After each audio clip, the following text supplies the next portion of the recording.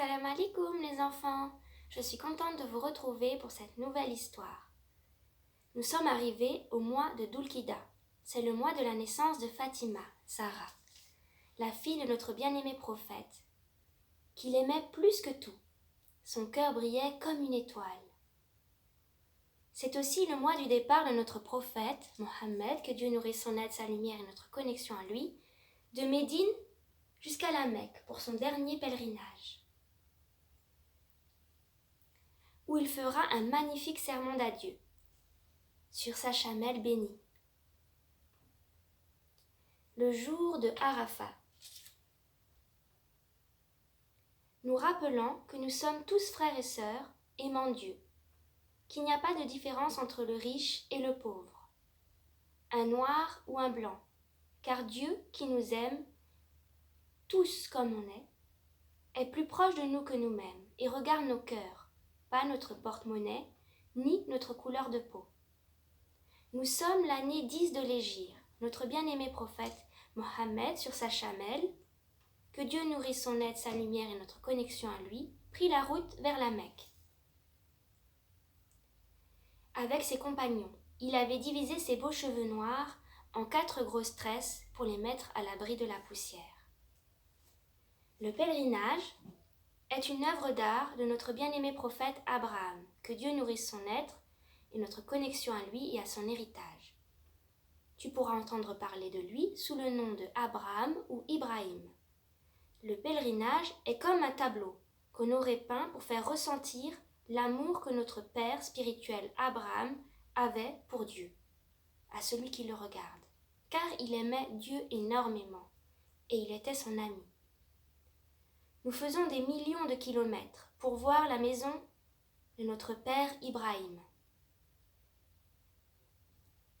Avant, nous faisions ces kilomètres à dos de chamelles, de chameaux, de dromadaires. Et maintenant, ou des fois même à cheval, mais maintenant, nous prenons l'avion en général. À l'origine, la Kaaba était la maison du prophète Édem, que Dieu nourrisse son être, et celle de son épouse Hawa, notre mère. Puis, le prophète Ibrahim l'a reconstruit, accompagné de son fils Ismaïl, appelé aussi Ismaël. Et puis elle fut reconsacrée par la main de notre prophète Mohammed, que Dieu nourrisse son aide, sa lumière et notre connexion à lui et à son héritage. Dieu qui nous aime et est plus proche de nous que nous-mêmes a rendu la ville de la Mecque sacrée le jour où il a créé les cieux et la terre, le soleil et la lune. Ce jour-là, il a rendu la Mecque sacrée. Notre bien-aimé guide Mohammed nous apprend comment effectuer le pèlerinage, comme le prophète Ibrahim avait fait lui avant, et comme il avait appris à son fils Ismaïl. Que Dieu nourrisse leur être. Le pèlerinage est le 5e pilier de l'islam. Il y a 5 piliers, comme les 5 doigts de la main. Et il y a 5 prières dans la journée, où il y a 5 paroles magiques. On avait dit Subhanallah, Alhamdulillah, La ilaha illallah, Allahu Akbar, La hawla wa la quwwata illa billah Ali al-Hadim. En effet, Subhanallah, le premier pilier, est comme le premier pilier. Ô mon Dieu, tu es le meilleur. C'est le soleil de ton amour qui se lève dans ton cœur. C'est la shahada, le premier pilier. L'attestation de foi. Alhamdulillah, merci mon Dieu, représente la connexion à Dieu, à travers le 2e pilier, la prière. La prière, c'est comme un appel téléphonique à Dieu. Aussi la reconnaissance pour les cadeaux que Dieu t'offre. La ilaha illallah, ô mon Dieu, tu es le seul dans mon cœur, on se détache du matériel, de nos jouets, de notre argent de poche, et on donne l'aumône aux pauvres. C'est le 3e pilier de notre main. Le jeûne du Ramadan est le 4e pilier, correspond à Allahu Akbar. Ô mon Dieu, tu es grand et je suis petit. La hawla wa la quwwata billah al-hadim. Sans toi Dieu, il n'y a rien. Est la capacité, car Dieu nous indique que le pèlerinage est réservé à à ceux qui en sont capables, et c'est le 5e pilier.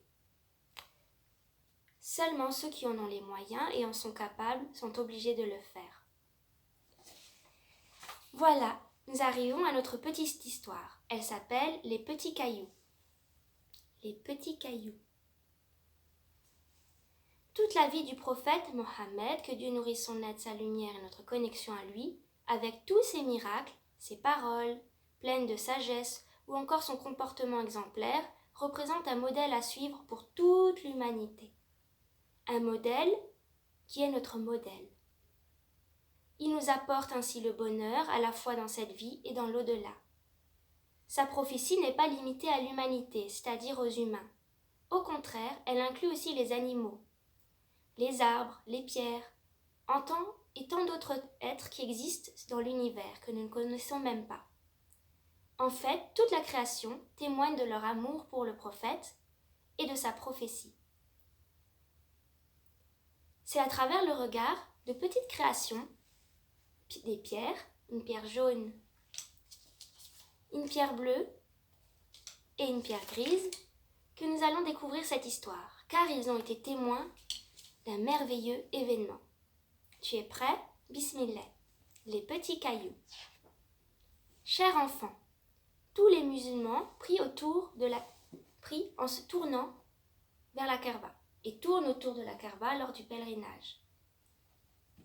Celle-ci fut construite par le prophète Abraham et son fils Ismaël et fut restaurée plusieurs fois au fil des années.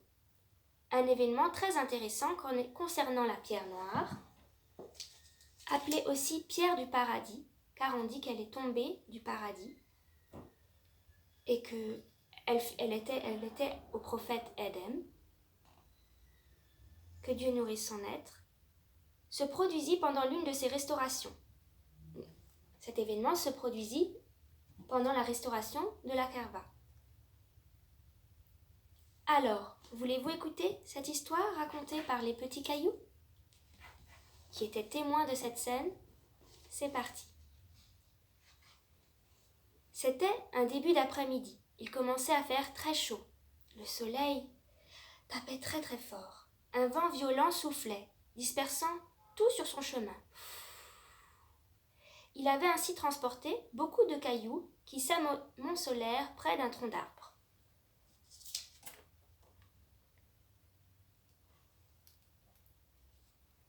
Au secours, je suis coincé, cria un petit caillou bleu, voyant que d'autres cailloux s'entassaient sur lui.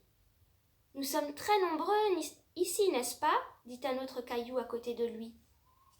On dirait que tu es nouveau ici.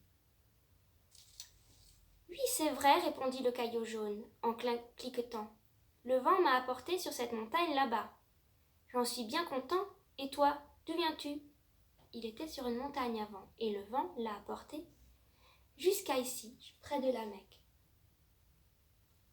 et de la Kaaba.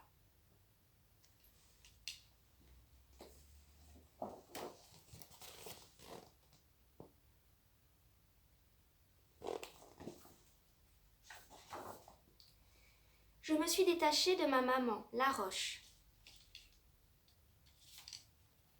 qui se trouve à l'entrée de la ville.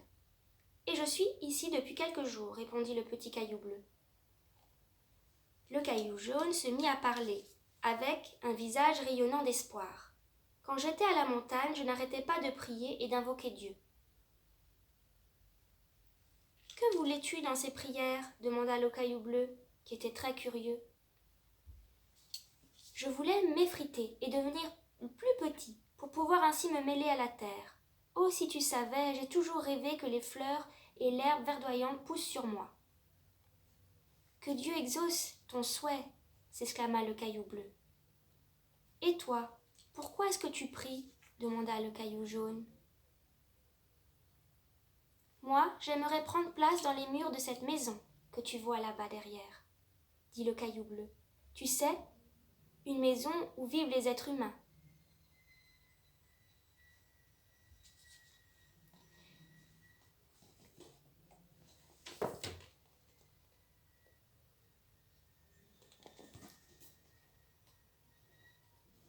Les petits cailloux restèrent silencieux pendant leur rêve.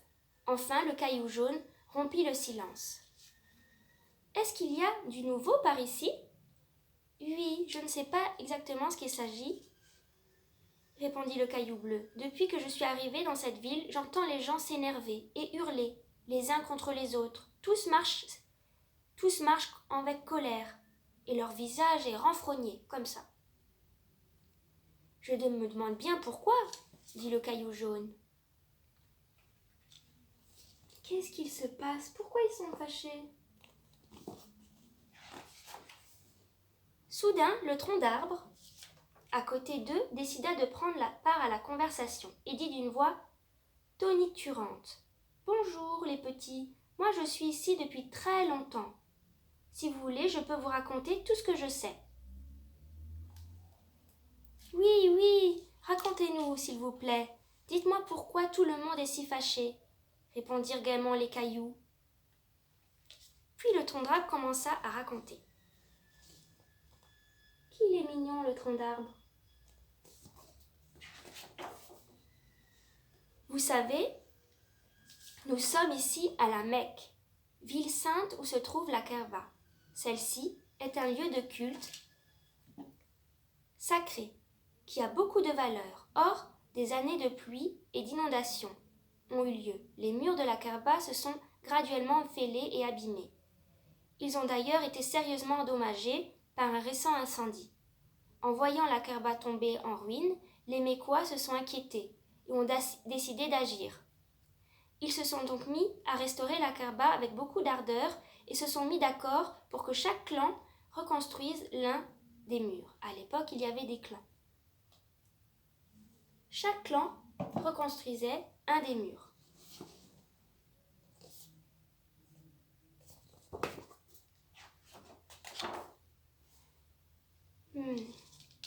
Mais cela n'explique toujours pas pourquoi ils se sont fâchés, s'impatienta le caillou bleu.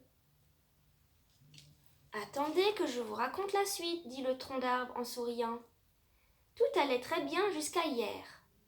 C'est seulement là qu'il a fallu placer la pierre noire dans la Kaaba que les problèmes ont commencé. C'est là que les problèmes ont commencé. Parce que d'abord, ils étaient tous d'accord, chacun allait réparer un mur. Mais là, qui allait avoir l'honneur de mettre cette pierre qui a la réputation de venir du paradis dans le mur de la Kaaba?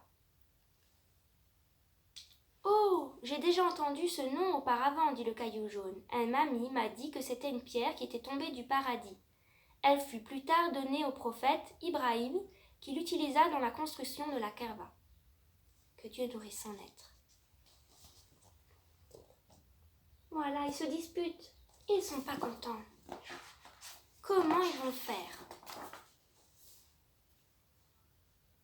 Oui, c'est exactement ça, répondit le tronc d'arbre. Et maintenant, les Mécois sont en conflit, parce que chaque clan veut avoir l'honneur de poser la pierre du paradis dans la Kaaba.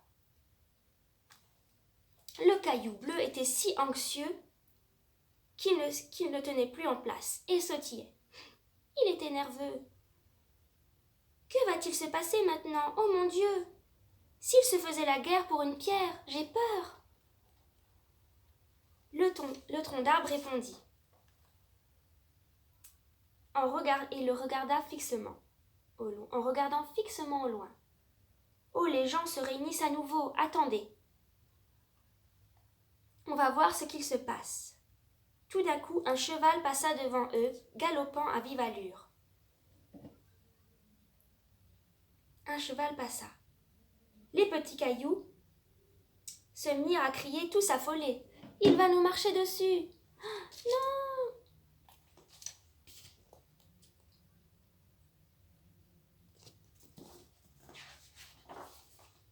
Les cailloux jaunes et bleus furent jetés en l'air par les sabots du cheval, qui allait si vite. Ils tombèrent tout près de la Kaaba. Et on était très contents. Alhamdulillah, alhamdulillah, nous sommes juste à côté de la maison sacrée. C'est magnifique, maintenant nous allons pouvoir regarder tout ce qu'il se passe, dit le caillou bleu. Chut, Les gens se rassemblent, écoutons-les, chuchota le caillou jaune. Dommage que le tronc d'arbre n'a pas pu nous suivre. Comment nous allons faire pour lui raconter?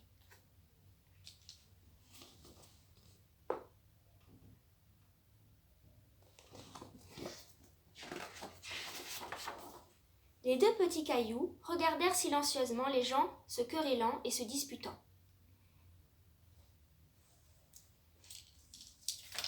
C'est nous qui allons placer la pierre du paradis, hurla l'un d'entre eux. Non, cria l'un des autres. Hors de question, c'est nous, cria encore un autre. De plus en plus de cris et de voix s'élevaient. Plutôt mourir que céder, pareil pour nous. Juste à ce moment-là, Abu Umayya, l'un des membres des plus âgés des clans, éleva la voix. Ô peuple des Koraïch, j'ai une suggestion pour vous et une proposition à vous faire. Choisissons la première personne qui rentrera dans le temple, comme un juge. Nous accepterons sa décision, quelle que soit. Quelle bonne proposition!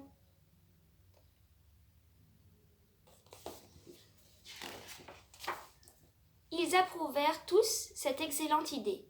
Les gens ainsi que le petit caillou attendirent avec impatience pour voir qui serait le premier à rentrer dans le temple. Qui va rentrer? Qui va avoir cet honneur? Peu après, ils aperçurent quelqu'un s'approcher du temple. C'était Mohammed, que Dieu nourrisse son aide, sa lumière et notre connexion à lui. Il avait 35 ans. Il était connu de tous pour être un homme digne de confiance. Sa fille, Fatima, venait de naître.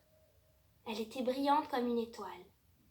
Tous s'écrièrent « C'est El-Amin, le digne de confiance. Nous sommes sauvés. » C'est El-Amin, le digne de confiance. Ils avaient confiance en lui, car il était toujours d'excellents conseils, de bon caractère, et ne mentait jamais et tenait toujours ses promesses. Mohammed, que Dieu nourrisse son aide, sa lumière et notre connexion à lui, rentra par la porte du temple. Tout le monde était heureux que ce soit lui, car il était sûr que sa décision serait la bonne et elle serait juste. Ils lui racontèrent le sujet de leur conflit, puis ils lui disent « Vous serez le juge et nous obéirons à votre décision », conclut un membre âgé du clan. Mohammed, que Dieu nourrisse son aide, sa lumière et notre connexion à lui, sourit. « Apportez-moi un morceau de tissu, dit-il. » Ils étendirent le tissu par la terre et placèrent la pierre au-dessus, au milieu. Maintenant, qu'un représentant de chaque clan tienne un coin du tissu. Ainsi, les clans pourront porter la pierre du paradis. Donc, chacun portait un bout du tissu. Donc les 4 personnes, chefs de clan, étaient contents.